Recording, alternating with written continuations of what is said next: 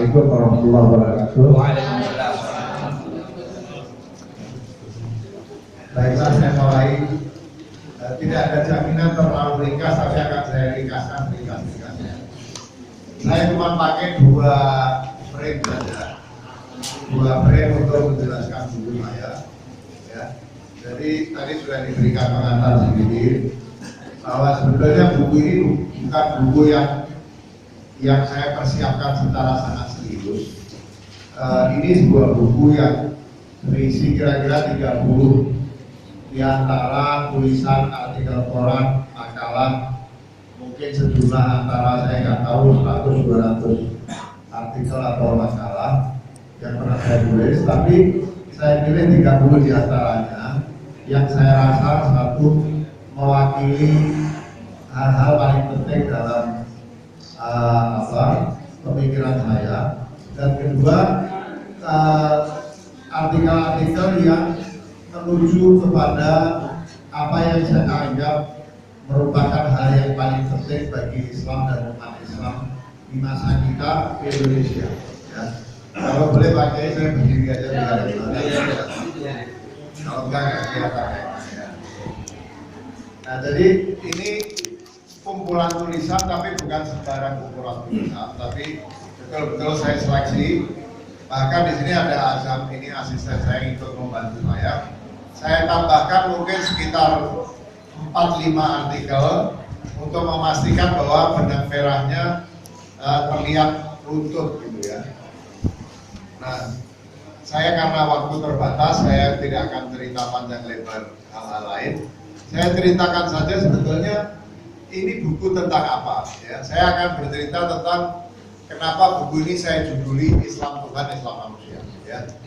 Frame pertama ini, nanti frame kedua itu isi bukunya supaya mudah ya. Nah, judul ini sebetulnya tidak pernah saya pikirkan secara serius. Ketika saya ditanya, Pak, judulnya apa? Tiba-tiba saja muncul judul ini, Islam Tuhan, Islam Manusia. Dan ini bukan ilham sufi atau apa, karena saya bukan sufi. Tapi barangkali ini muncul sebagai letupan dari apa yang selama ini merupakan concern saya. Ya, baik itu concern tentang pemahaman keislaman maupun concern terhadap peristiwa-peristiwa yang sangat memprihatinkan yang terjadi di negeri kita pada beberapa tahun terakhir. Jadi sebagian orang begitu lihat judulnya, wah judulnya kontroversial ya, Islam Tuhan, Islam Manusia. Kok ada Islam Tuhan, ada Islam Manusia? Padahal menurut saya ini ekspresi yang paling tidak kontroversial. Tapi karena orang sudah terlalu lama lupa, sehingga merasa bahwa judul ini seperti ada yang tidak biasa dan bahkan kontroversial. Saya akan tunjukkan bahwa ungkapan ini sebetulnya ungkapan yang paling tidak kontroversial kalau kita bicara tentang agama Islam atau agama secara keseluruhan. Nah, ini tadi saya kerjakan di mobil, jadi asal-asalan pakai Word, tadi saya ketik di mobil. Ini kira-kira sebelum saya masuk ke isinya, ini kira-kira alasan kenapa saya kasih judul Islam Tuhan, Islam Manusia. Islam Tuhan, Islam Manusia itu apa? Kita sebagai orang beriman percaya bahwa agama, ya dalam hal kasus ini Islam, itu datang dari Allah SWT. Al-haqqu min rabbik. Ya, kebenaran dalam hal ini diturunkan kepada Rasulullah SAW. Itu diberi nama Islam, itu datang dari Allah SWT. Nah, yang bikin kacau itu menurut saya, ketika sebagian orang tidak membedakan antara Islam yang datang dari Tuhan dengan Islam yang dia pahami. Itu problem terbesar. Kenapa sekarang banyak orang mengkafirkan orang, memunafikkan orang, membedakan orang, kemudian tidak mensolati jenazah, mengatakan bahwa kamu bid'ah, dulu bid'ah balalah, semua balalah benar. Itu ada muncul dari lupanya kita, lupanya sekelompok di antara kita. Saya khawatir lupanya banyak di antara kita bahwa ada beda antara Islam yang datang dari Allah dan Islam yang kita pahami. Sebagian orang pendengar ini pun bingung. Duh, Islam kan sudah jelas ada di Al-Quran. Saya kasih contoh, istilahnya contoh, kalau orang Jawa bilang bodoh. Bodoh itu bodoh-bodohan. Saya bilang, apa bisa Al-Quran ini bicara apa adanya kepada manusia, kecuali tanpa lewat akalnya manusia. Sayyidina Ali bin Abi Thalib mengatakan, oranglah yang bisa membuat Al-Quran itu bicara. Al-Quran, kalau tidak ada orang, Al-Quran itu tidak bicara apa-apa. Al-Quran itu dibuat bicara karena ada manusia yang memahaminya. Ya. Al-Quran itu dibuat terpahamkan. Kalau kita lihat aslinya apa yang disampaikan Imam Ali, Al-Quran itu terpahamkan hanya oleh manusia. Ya. Yang saya maksud begini, saya suka kasih contoh sederhana. Orang kan bilang, loh, itu kan ada tulisannya, jelas, ada artinya, ya kan? Inna dina indallahil Islam. Inna itu sesungguhnya, ad-din itu agama, indah di sisi Allah, al-Islam adalah Islam. Sudah jelas kok. Kok pakai tafsir-tafsir ini sudah jelas. Tidak ada kemungkinan lain kecuali itu. Kok ada orang bilang bahwa orang yang beragama lain akan juga bisa masuk surga? Dari mana jelas? Inna dina indallahil Islam. Ya kan? Seolah-olah tidak mungkin ada penafsiran lain. Saya suka kasih contoh. Umpama suatu saat ilmu kedokteran itu bisa mengambil otaknya manusia, sementara kita tahunya akal itu di otak. Sementara akal itu lebih tinggi dari otak. Sebut saja otak. Kalau suatu saat ilmu kedokteran itu mampu mengambil otak manusia dan manusianya masih hidup, matanya masih sehat, telinganya masih bagus, lisannya masih oke, semuanya sehat kecuali dia nggak punya otak. Kira-kira Al-Quran itu bisa dipahami apa? Nggak mungkin lah. Karena mata itu semua orang tahu, mata itu hanya menangkap gejala.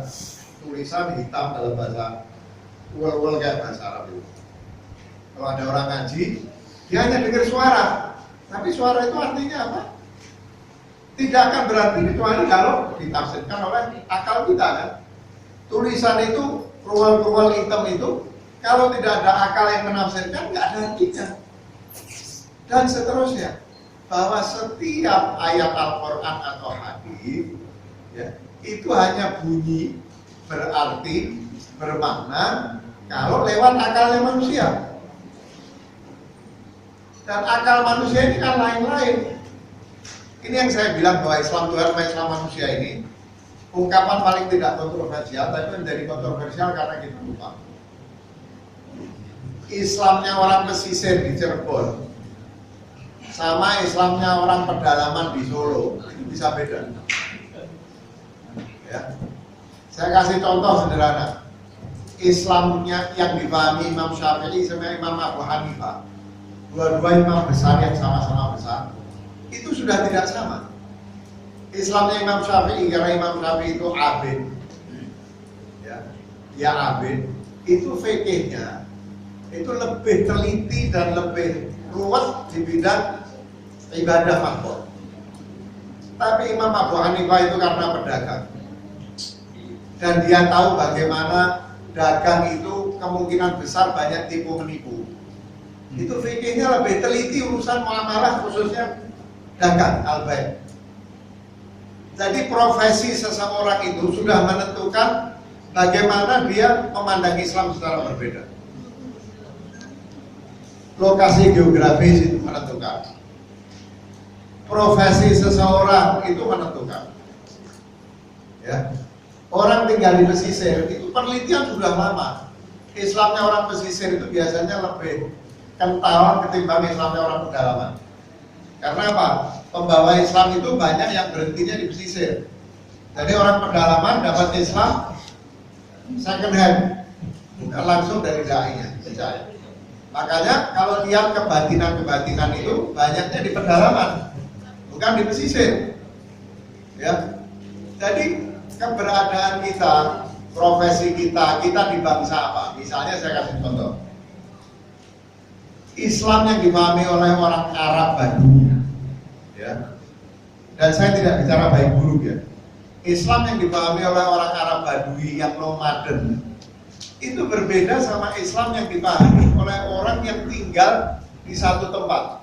Itu istilah kultur. Nanti ya? Enggak ya, jelas ya. Mengecil aja soalnya ya. Yang di belakang masih dengar ya?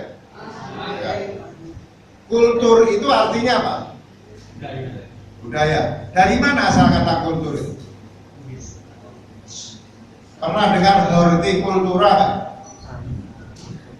Itu apa? Ilmu pertanian sehubungan dengan tanaman-tanaman keras. Ya. Kultur jaringan itu adalah jaringan yang diperbanyak. Ya.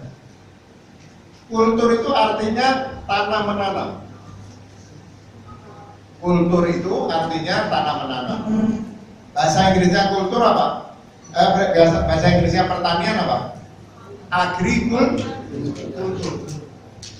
Kenapa kok kultur itu aslinya tanam menanam? Berubah maknanya menjadi budaya. Bagaimana ceritanya? Tahu nggak? Ada yang tahu nggak? Kok kata kultur yang artinya tanam menanam berubah dari budaya? Karena budaya itu dikembangkan oleh kelompok manusia yang gaya hidupnya disebut sedentary. Sedentary itu artinya tinggal di satu tempat, kemudian tanam menanam. Tinggal lama, karena kalau nanam itu kan mesti nunggu, ada yang panennya setahun, ada tanaman tertentu panennya 5 tahun, ada tanaman tertentu yang panennya 10 tahun, ada tanaman yang panennya 20 tahun. Orang yang melakukan tanam menanam itu harus tinggal di satu tempat lama, membangun masyarakat, memproduksi barang-barang, ya, memenuhi kebutuhan yang terus berubah. Itu melahirkan budaya. Tapi kalau orang nomad, seperti orang Badui Arab naik unta, tinggal di satu tempat 1 hari 2 hari pasang kemah. Kemudian setelah 1-2 hari kemah dilipat, pergi lagi jalan. Itu orang nomad itu biasanya tidak melahirkan budaya sebagaimana orang yang tinggal tanam menanam. Itu sebabnya kenapa budaya itu disebut dengan kultur atau culture yang arti aslinya tanam menanam. Makanya jangan heran kalau Islamnya orang Badui itu terlalu simpel. Rasulullah waktu orang Badui datang, ya apa namanya, Rasulullah saya mau masuk Islam, kasih saya yang gampang aja kalau mau jadi muslim gimana? Rasulullah bilang jangan bohong. Apalagi sudah jangan bohong. Cuma itu, gampang. Pergi dia. Orang heran loh.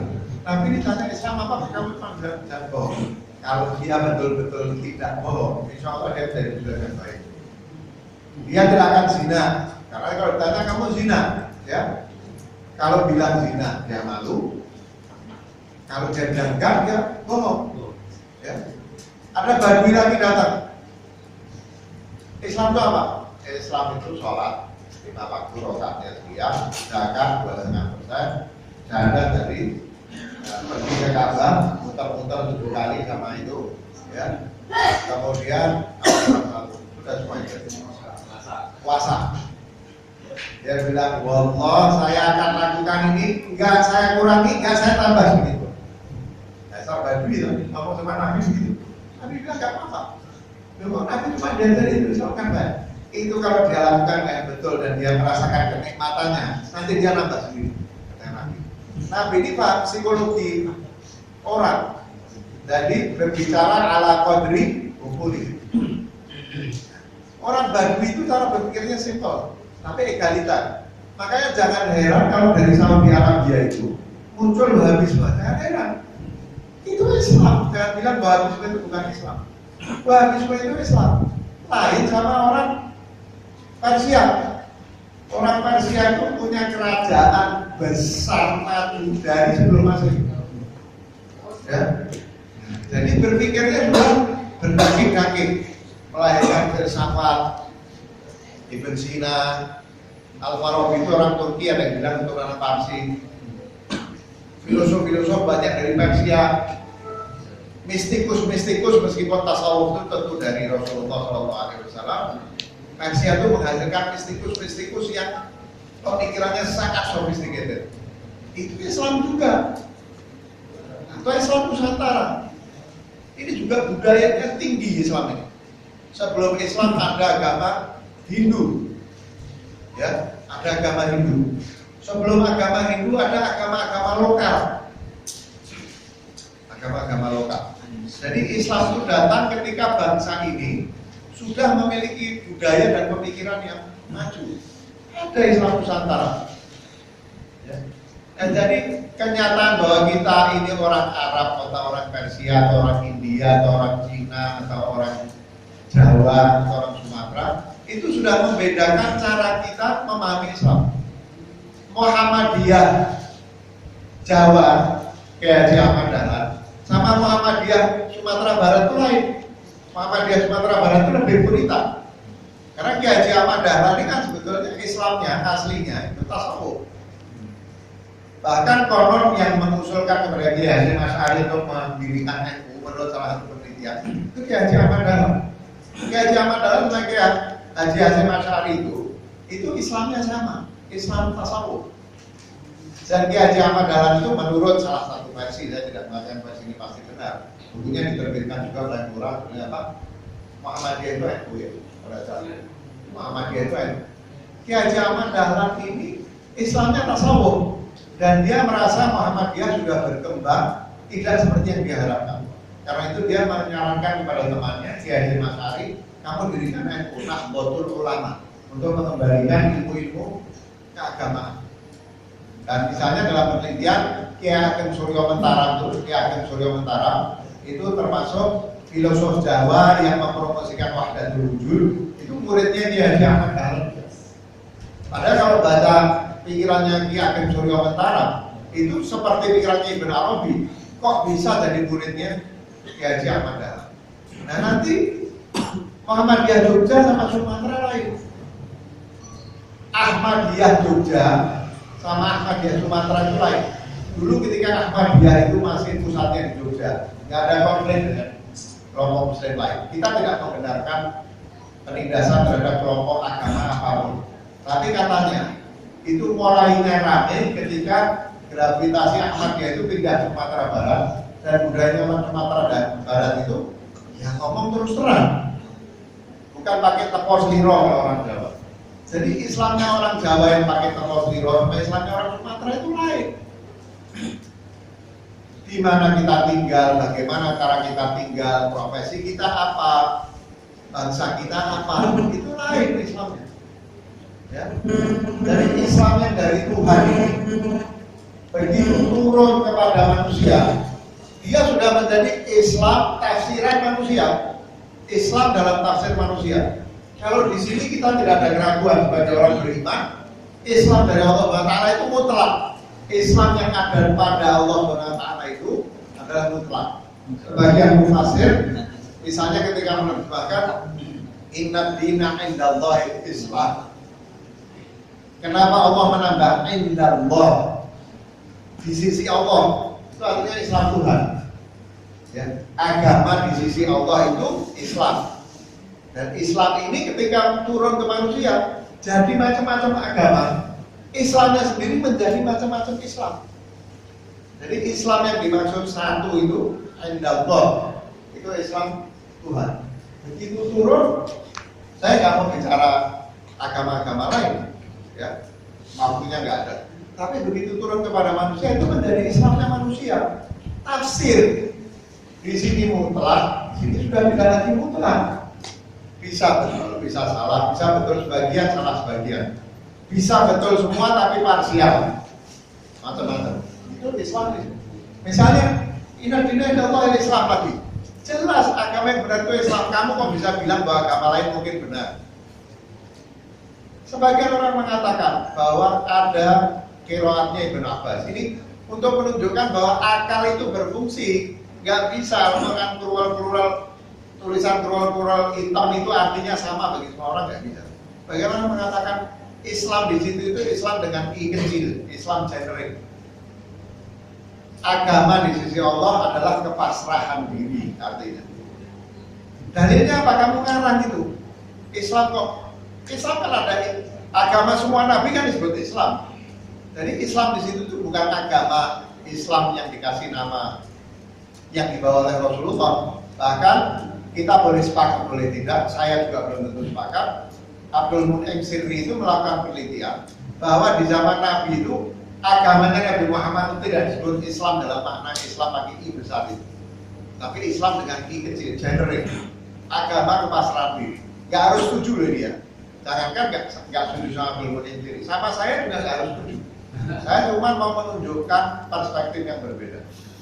Jadi sebagai orang mengatakan Islam itu I kecil, kepasrahan diri. Bukan Islam dalam arti agama yang sekarang dikenal sebagai masuk KTP, agama Islam, bukan. Dari mana itu kamu kok karang-karang? Nggak ada. Itu dalam qiraat, ada qiraat Ibnu Abbas yang tidak diterima dalam Mushaf Utsman. Ya, tidak diterima. Saya tidak mengatakan bahwa ini benar, tapi tidak diterima. Tapi untuk menunjukkan penafsiran sahabat itu apa? Itu ayat itu bunyinya inna dina indallahil hanifiyah. Karena apa? Orang dulu itu kan menghafal dengan orang menghafal itu kan dengan pengertian. Jadi katanya Ibn Abbas itu menghafal bahwa Nabi itu maksudnya Al-Quran itu sesungguhnya agama di sisi Allah itu kepasrahan diri. Nah karena kepasrahan diri, Ibn Abbas menghafalnya bukan inna dina indallahil Islam, inna dina indallahil hanifiyah. Karena maknanya kurang lebih sama antara Islam I kecil dengan hanifiyah. Ya. Jadi orang mengatakan dulu para sahabat memahami ayat ini bukan sesungguhnya agama di sisi Allah itu Islam dalam arti Islam yang kita beri di KTP itu, tapi kepasrahan diri. Dan contoh bahwa orang menghafal dengan pengertian itu bukan hanya ini satu ayat. Saya kasih contoh lagi. Jadi saya nggak bilang bahwa ayat Al-Quran inna dina indallahil hanifiyah itu betul hafalannya Ibn Abbas, bukan. Untuk menunjukkan bahwa pengertian sahabat dari Ibn Abbas ini sahabat yang paling faqih. Rasulullah mengatakan Allahumma faqihu fiddin. Ya Allah, jadikan Ibn Abbas ini ahli ilmu agama. Sampai Ibn Abbas itu pernah mengatakan dia berdiri di satu bukit dari luasnya ilmunya Ibn Abbas. Dia bilang kalau semua pemahaman tentang Al-Quran aku ungkapkan kepadamu, kamu akan bunuh aku. Karena kamu akan anggap aku kafir. Dari dalam dan luasnya ilmunya Ibn Abbas. Nah kalau Ibn Abbas sampai baca Hanifiyah, itu artinya meskipun katakanlah hafalannya Ibn Abbas keliru, itu artinya sahabat itu memahami inna dina indallahil Islam itu. Islam itu artinya penyerahan diri.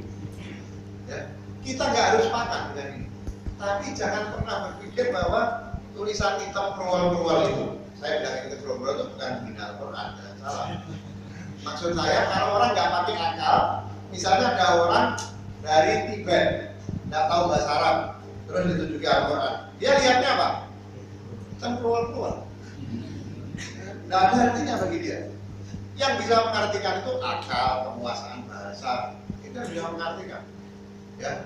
Karena kalau hidup saya dipotong, ada bagian bilang Al-Quran itu tulisan hitam kerual-kerual.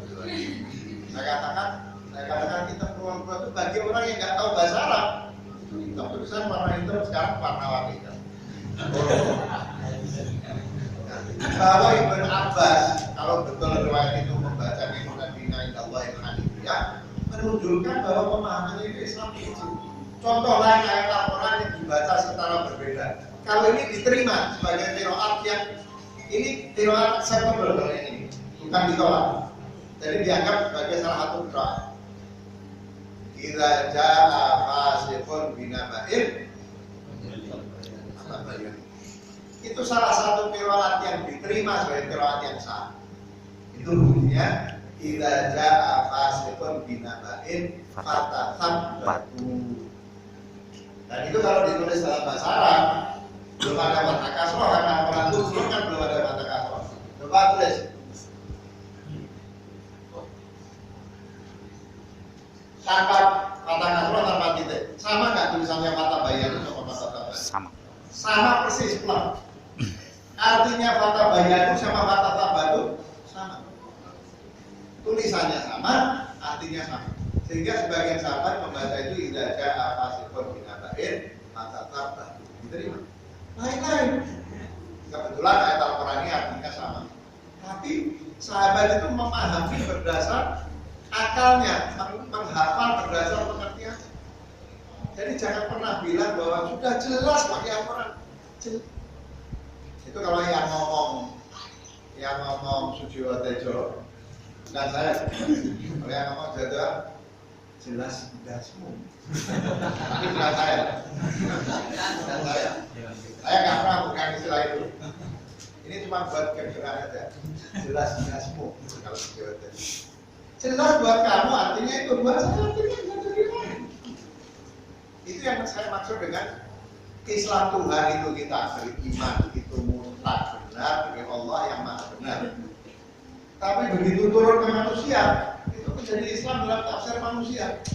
Lahir dari bangsa Indonesia Islamnya lain, lahir dari Baduy di Najd beda, lahir di Busoro Asia Tengah Islamnya beda, lahir di tempatnya orang Muslim di Cina apa itu daerahnya? Bukan. Lain lagi, ya, lain itu biasa. Jangan pernah orang menganggap bahwa tafsir saya ini ya ini yang dimaui Allah. Enak saja. Jadi kalau ada tafsir yang beda dengan tafsir saya, salah. Yang tahu maksudnya Allah itu saya, bukan saya, atau kelompok saya. Ini problem terbesar yang membuat jutaan kaum Muslim terbunuh di Timur Tengah. Dan sekarang hal itu mau dibawa ke Indonesia ini. Perasaan bahwa Islam manusia dan manusia ini aku dan kelompokku ini ya sama dengan Islam. Jadi kalau ada yang beda, Islam kamu salah. Ya ikut saya atau kamu kafir, jenazah kamu tidak saya sholat dan lain sebagainya. Jadi begitu sampai menjadi Islam ini, semua Islamnya manusia itu kebenarannya menjadi relatif. Tidak ada satu orang pun yang boleh mengklaim Islam manusianya dia ini persis seperti Islam yang dibawa Allah, tidak boleh. Semua manusia, semua tafsir kecuali Rasulullah Shallallahu Alaihi Wasallam itu tafsirnya adalah relatif. Islam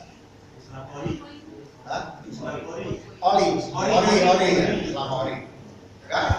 Dan nanti saya akan tunjukkan semua Islam itu meskipun berbeda-beda ori. Nanti saya mau ngapain? Ya. Ini satu. Yang kedua, sebagai lanjutan ini kalau kita kembali pada pandangannya kaum ulama, misalnya Ibn Arabi, itu Allah Taala memang memalui Islam itu lain-lain. Jadi seperti kata Rumi, kebenaran itu datang dari Allah sebagai cermin yang jatuh di bumi pecah berantakan. Jadi cuilan-cuilan. Pecahnya ada satu jatuh di Cirebon, satu jatuh di Makkah, satu jatuh di Punjab, satu jatuh di tempat orang Cina di mana, satu lagi jatuh di Kenya, di Afrika. Tapi semua itu pecahan dari cermin yang sama. Setiap manusia itu cuma dapat cuilan-cuilan dari kebenarannya Allah Taala. Setiap kita Islam Nusantara itu kok bisa ada kebenaran lebih dari satu? Nah kalau itu kebenaran itu tadinya satu wujud, kemudian pecah dari cuilan, maka setiap cuilan itu adalah bagian dari kebenaran. Tapi dia tidak identik dengan kebenaran itu secara keseluruhan. Setiap orang megang cuilan, yang semua adalah kebenaran. Makanya kalau mau lebih tahu maunya Allah, mau Islam kita itu lebih dekat dengan Islamnya Tuhan, caranya apa? Jangan bilang bahwa cuilan kamu palsu. Saya ingin belajar cuilan kamu. Saya tambahkan, cuilannya orang sama cuilan saya tambahkan. Tambah besar cuilan saya. Saya belajar lagi dari orang lain. Kamu pegang cuilan apa? Nah, saya belajar. Saya gabungkan lagi. Makin banyak kita belajar dari Islamnya orang lain yang beda sama kita, makin besar cuilan yang kita punyai. Makin dekat Islam manusia kita ini dengan Islamnya Allah SWT. Nah orang sekarang kan enggak, punya kamu palsu, punya saya yang satu-satunya ngasih. Jadi dari awal punya cuilan kecil sampai mati cuilannya kecil terus. Tidakkah kita ingin cuilan kita tambah besar? Tidakkah kita ingin tahu kebenaran yang dari Allah itu kita ketahui lebih banyak? Karena itu sebaliknya dari kita nyalahkan cuilannya orang lain, kita belajar dari sebanyak mungkin orang lain mazhab, lain kelompok, semua kita pelajari supaya kemungkinan kebenaran kita makin besar. Dan ini bisa dijelaskan. Mohon maaf saya ngomong begini depan Kiai Hussein Muhammad. Saya ini orangnya emang seru gini. Ya, seru, maksudnya bukan sok pinter, bukan mengajari. Di samping kalau seru gini, yang ngantuk kaget-kaget terus karena ngomongnya keras. Jadi maksudnya bukan sok pinter, bukan ngajari saya, bukan nanti. Nah, itu kalau kita pelajari pandangan kaum arif, urafah seperti Ibn Arabi, itu mudah sekali ini dijelaskan. Jadi Allah SWT itu sebagai zat mutlak. Kemudian dia berta'ayyun atau bertanazzul atau bertajalli. Gambarkan seperti Allah Subhanahu wa ta'ala, tidak ada sesuatu pun yang benar untuk kita sifatkan kepada Allah. Tapi karena manusia ini bahasanya terbatas, kita terpaksa pakai metafor. Tapi kita tahu bahwa metafor kita itu tidak pernah berhasil menggambarkan Allah SWT. Laisa kami sendiri, kita tahu. Tapi ini bahasa harus kita pakai. Itu seperti matahari. Atau saya kasih contoh dulu, air. Ya, ada air terjun atau air mengalir dari atas ke bawah. Air itu kalau kita bawa ember, embernya kita penuhi, airnya bentuknya menjadi seperti ember. Kalau kita bawa cangkir, airnya memenuhi cangkir, bentuknya menjadi kayak cangkir. Kalau kita bawa gelas, airnya berbentuk gelas. Kalau kita bawa kayu, airnya berbentuk kayu. Nah, tanazzulnya Allah Ta'ala, nurnya Allah itu Allah nurul samawati wal ardh. Nurnya Allah itu jatuh ke setiap manusia. Tapi wadah manusia itu beda-beda. Kalau di dalam ajaran Ibn Arabi itu disebutnya isti'dad. Manusia yang punya istiqdah tertentu kemudian menangkap air atau sinarnya Allah ini disebut madhar. Madhar. Jadi pantulannya Allah itu beda-beda. Setiap manusia itu istiqdahnya beda. Setiap manusia itu wadahnya beda. Ada manusia yang wadahnya seperti cangkir, ada manusia wadahnya seperti ember, ada yang wadahnya seperti kayu. Kalau manusia yang istiqdahnya predisposisi kesiapannya itu seperti cangkir, dia menerima sinar Allah seperti cangkir, tapi tetap sinar Allah di dalam. Yang seperti ember lebih besar bentuknya kayak ember, menerima sinar Allah seperti ember. Ya. Setiap manusia ini madhar, wadah yang menampung tajallinya Allah SWT. Karena Allah itu menciptakan setiap manusia itu unik. Ya, Allah itu kulla yaumin huwa fi sya'an. Itu kalau di dalam tasawuf, dalam Anwar disebutnya la tikrar fi tajalli. Tidak ada pengulangan dalam tajalli Allah. Allah itu setiap saat bertajalli baru terus. Karena begitu Allah ada tajalli mengulang, itu ada teorinya. Berarti Allah tidak mengulang. Jadi setiap ciptaannya Allah itu beda. Beda dalam hal istiqdah. Karena istiqdah beda, sebagai madhar yang menangkap istiqdahnya Allah, dia beda. Islam saya sama Islamnya Buya Hussein Muhammad ini tidak mungkin 100% sama. Islam saya dengan Islamnya Pak Baikuni nggak mungkin sama. Islam saya dengan yang duduk di belakang itu nggak mungkin 100% sama. Sehingga Ibn Arabi juga disalahpahami dengan mengatakan setiap orang itu menciptakan Tuhannya sendiri-sendiri. Tapi apakah itu artinya negatif? Tidak. Artinya positif bahwa setiap orang itu unik sebagai istiqdah, sebagai paham. Istiqdahnya beda karena itu dia memahami Tuhan secara berbeda. Nah, karena kita ini cuma punya cangkir kecil, kita belajar dari orang lain. Kami punya cangkir apalagi bentuknya beda kecil. Nah, saya sekarang mau minta juga sinar dari kamu, minta dari kelompok ini, dari mazhab ini, dari manusia ini, supaya apa? Cahaya Allah yang ada dalam diri kita makin besar dan kita makin bisa menangkap Allah SWT. Jadi Allah ini memang bertajalli secara unik kepada setiap manusia, kepada setiap kelompok. Wa ja'alnakum syu'uban wa qabaila lita'arafu. Kamu kami jadikan bangsa-bangsa dan suku-suku supaya saling belajar. Belajar, ambil. Syafi'i dari Hanafi, Hanafi dari Maliki, Maliki dari Hambali. Ya, kalau mau, nggak mau nggak apa-apa. Sunni belajar dari Syiah. Bahkan orang Muslim belajar dari non Muslim. Rasulullah itu ketika ditanya sama sahabat, Rasulullah bagaimana kita harus bersikap terhadap Israiliyat. Israiliyat itu cerita-cerita yang berisi ajarannya orang Yahudi dan Nasrani yang beredar di zaman di kalangan kaum muslimin. Rasulullah jawabannya apa? Jangan serta-merta kamu terima, jangan serta-merta kamu tolak. Boleh belajar dari agama lain, bukan nggak boleh. Jadi jangankan belajar sesama muslim, sama orang beragama lain boleh. Nah itu yang apa? Karena apa namanya? Islam manusia itu takdir, maka Islamnya orang itu lain-lain. Tapi jangan ngafir-ngafirkan Islamnya orang. Belajarlah Islamnya orang supaya kebenaran yang kita tangkap makin lama makin besar. Itu sebabnya Rasulullah Shallallahu Alaihi Wasallam mengatakan apa? Al-hikmah dhalatul mu'min. Kebenaran itu adalah barang milik orang beriman yang kececer. Kalau kamu ketemu, ambil. Sayyidina Ali mengatakan meskipun keluar dari mulut seorang munafik, katanya Imam Ali, orang munafik itu bisa ahli matematik, bisa ahli buat komputer. Emang kalau orang ahli matematik nggak boleh munafik ya? Ahli bisnis tapi munafik ya belajar bisnis sendiri. Nggak apa-apa. Jangankan belajar dari orang muslim yang beda kelompok. Belajar sama orang munafik boleh. Ya.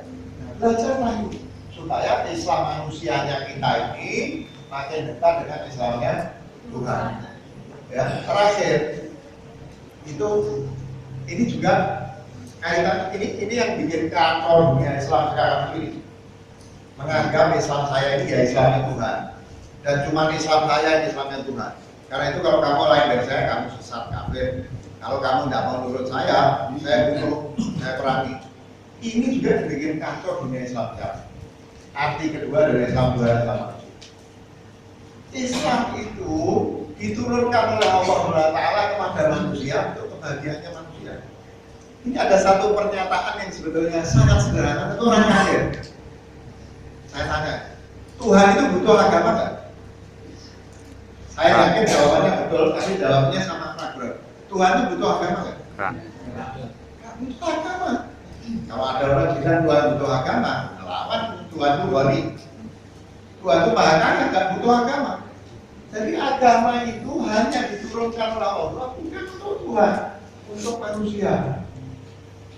Karena itu menjadi sangat aneh. Kalau ada manusia yang merasa mau menyenangkan Tuhan dengan menyusahkan manusia. Saya yakin ketawa ini bukan karena saya geli, karena merasa betul juga. Orang sekarang ini, saya mau bela Tuhan, karena saya bela Tuhan, kamu munafik, saya teror, saya tidak. Kamu berikan, kamu nanti masuk neraka. Kamu melanggar syariat Allah, ada cuma beda. Tembak.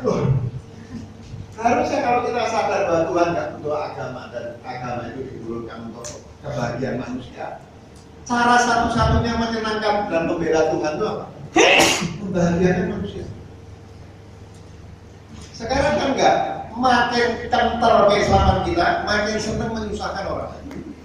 Seolah-olah Tuhan akan merasa misinya menurunkan agama itu sampai kalau manusia disusahkan. Kebalik. Kalau mau menyenangkan Tuhan menurunkan agama, senangkan manusia. Allah Rasulullah SAW sudah mengatakan semua makhluknya Allah itu iyallah, keluarganya Allah. Dan manusia yang paling baik adalah yang paling baik kepada keluarganya Allah. Bukan cuma muslim dan non muslim, muslim, kafir, jahat. Itu semua makhluknya Allah. Allah mengatakan semua makhluk, Rasulullah mengatakan semua makhluk Allah itu iyallah, keluarganya. Dan manusia yang paling baik adalah yang paling baik pada keluarganya. Baik itu mukmin, pakai kopiah putih kayak saya, ya, atau penjahat atau orang kafir. Itu semua keluarga Allah. Saya nggak punya waktu untuk bercerita tentang bedanya Ar-Rahman dan Ar-Rahim. Semua dicintai oleh Allah. Orang kafir, orang jahat itu dicintai oleh Allah. Bukan tidak dihukum. Seperti ketika kita punya anak kita melakukan kesalahan, kita hukum. Kita menghukum karena kita benci apa cinta? Allah Subhanahu wa taala ketika memberikan hukuman atau bala kepada orang yang tidak benar, karena Allah cinta. Terhadap orang kafir, orang jahat, Allah itu cinta.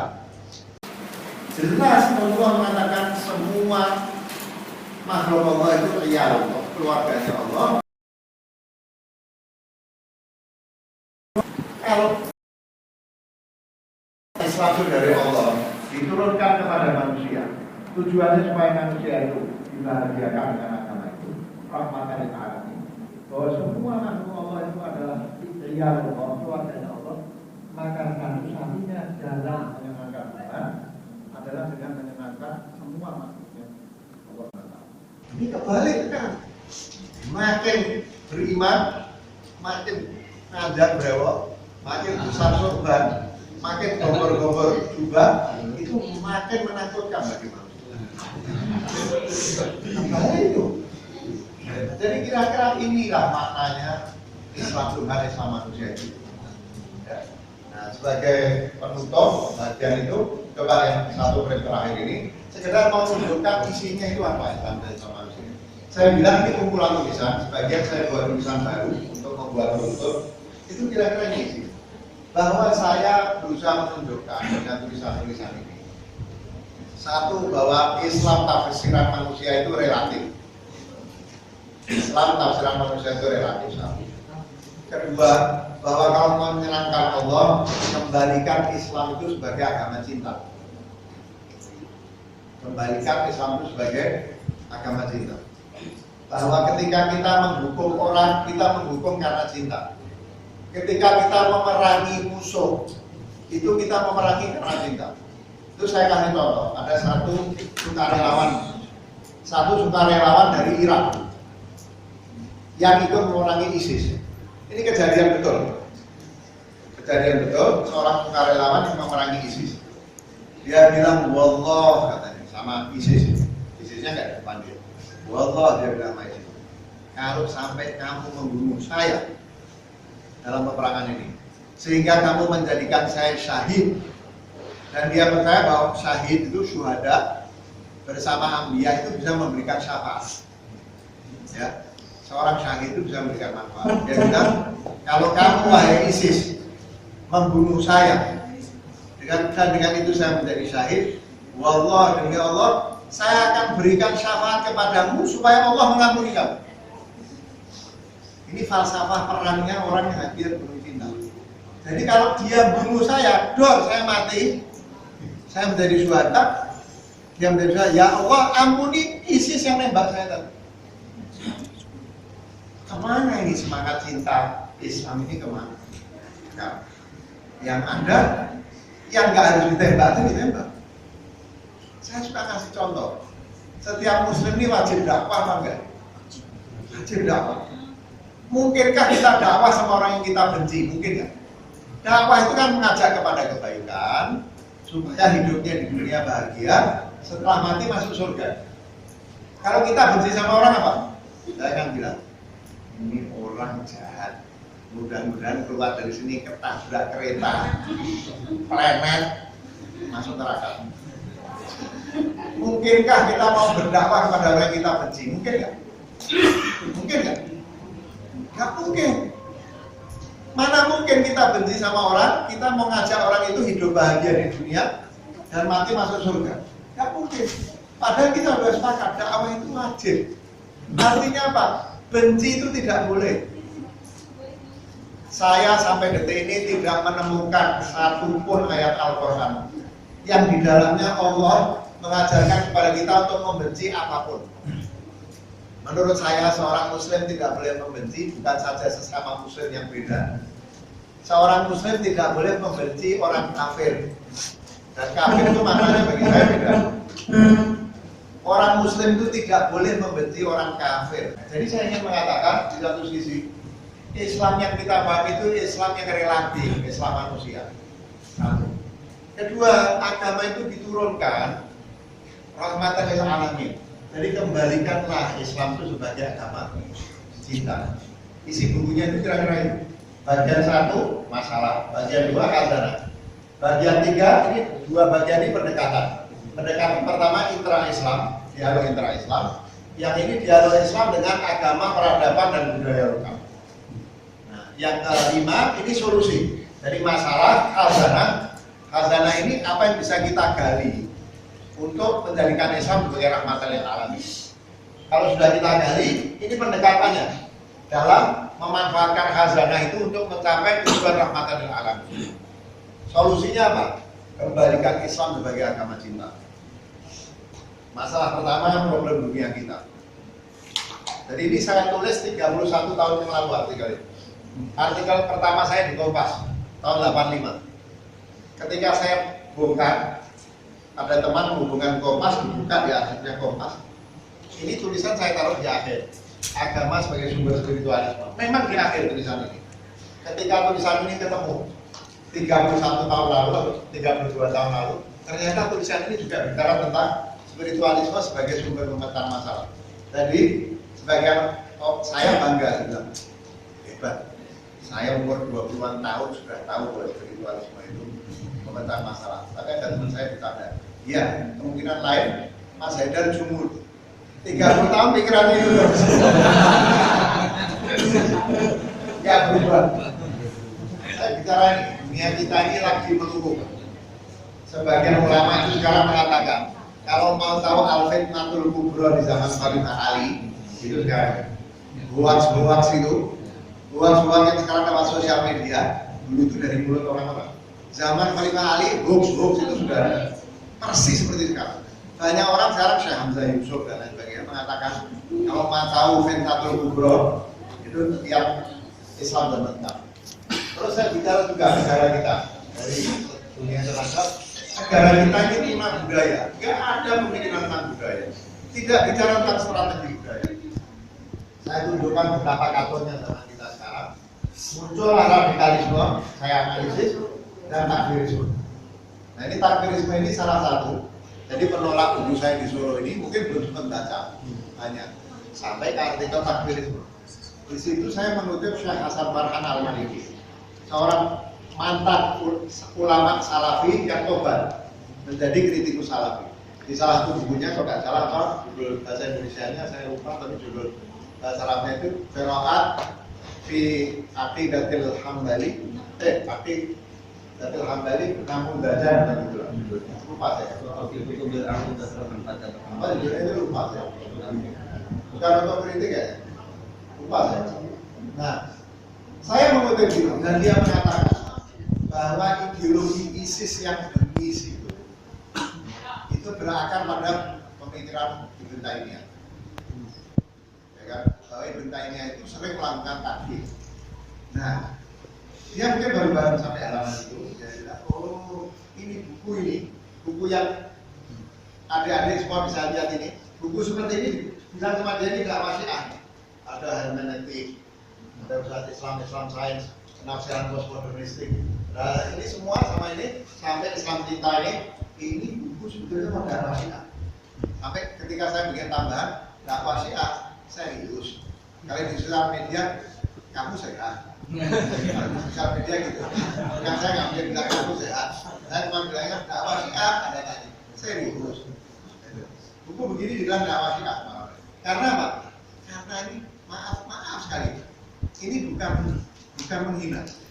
Kepala itu kalau ukurannya sempit, cuma bisa melihat sesuatu yang sempit. Ini betul. Kepala itu kalau ukurannya sempit, ya kelihatannya sempit. Seperti orang kalau sakit, ada orang yang sakit mata hanya bisa melihat satu titik, kan ada. Kalau ininya memang korneanya sempit, ya kelihatannya sempit.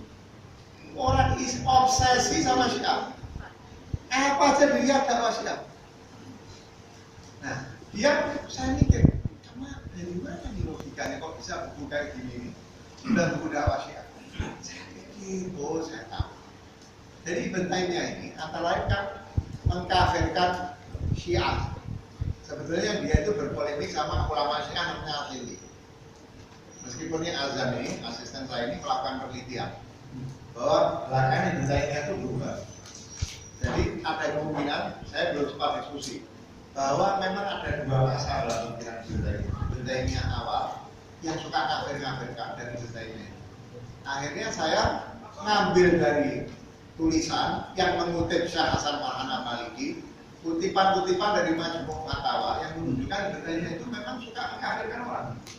Itu bahkan dia membedakan ada takfir mutlak, ada takfir muayyan. Jadi takfir mutlak itu takfir yang generalisasi, nggak ikut orang, nggak ikut kelompok. Yang muayyan ikut orang atau kelompok tertentu.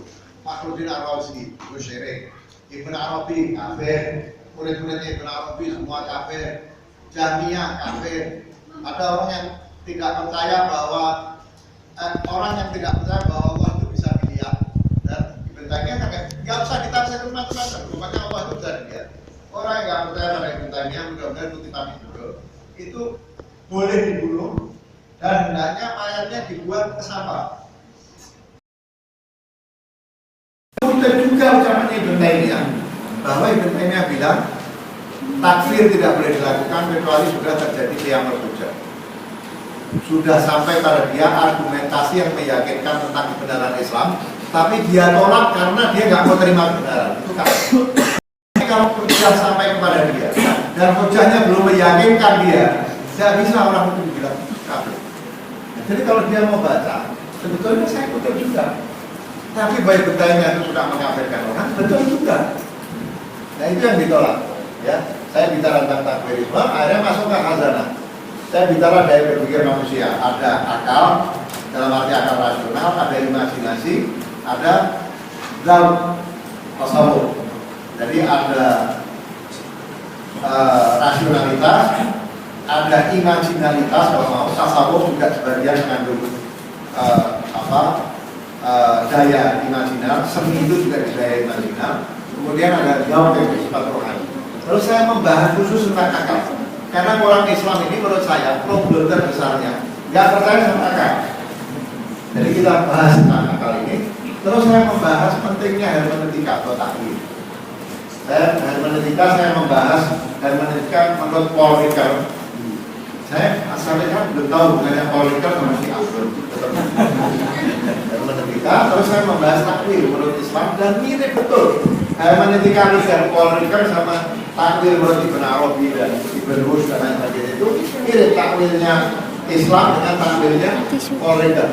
Setelah itu saya membahas khusus tentang Islam disiplin yang dilahirkan dari akal. Kemudian saya membahas juga Islam dan sains. Karena banyak sekawan, ada yang bilang sains ini tidak benar. Sekarang di mana-mana orang percaya bahwa bumi ini datar. Ada yang ekstrem menolak sains, ada yang ekstrem semua mau diislamkan dan ada yang keliru termasuk. Nah saya menjelaskan ini.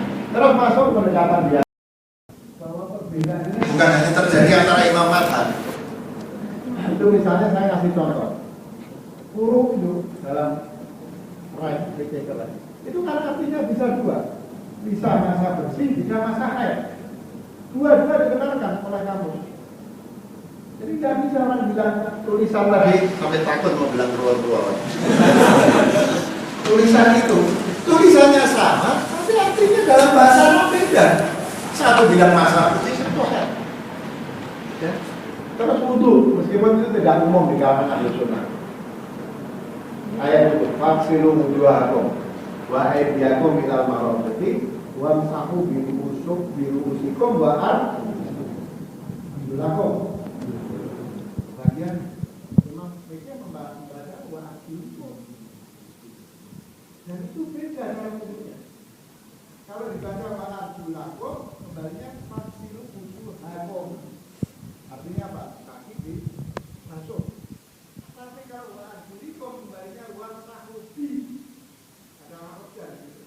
Kembalinya itu kaki ini apa? Masak. Saya karena bingung sekarang saya masak dulu terus saya basuh. Di zaman Nabi itu banyak riwayat yang menunjukkan sahabat itu sudah berbeda pendapat. Ada satu Barbi yang bersumpah. Mudah-mudahan riwayatnya benar, itu populer. Bersumpah tidak akan mendekati istrinya, maksudnya nggak mau karena marah sama istrinya. Dia bilang tidak mau menggali istrinya selama satu hin. Terus dia nyesel. Orang laki-laki hati-hati kalau marah sama istrinya.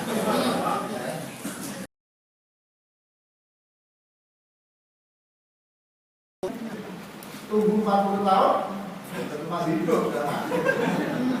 Nggak apa, dia datang ke Sayyidina Utsman. Sayyidina Utsman bilang satu hin itu, ini di zaman Nabi masih hidup, sahabat kita. Oh satu hin itu setahun.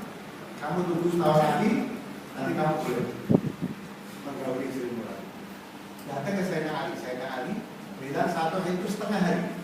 Dan setiap pendapat ini ada dalilnya di dalam Al-Quran dan Hadis. Jadi Sayyidina Abu Bakar pakai ayat ini, Sayyidina Umar pakai ayat ini, Sayyidina Utsman pakai ayat ini, Sayyidina Ali pakai ayat atau hadis tertentu, sehingga 4 sahabat artinya hin lain. Di zaman Nabi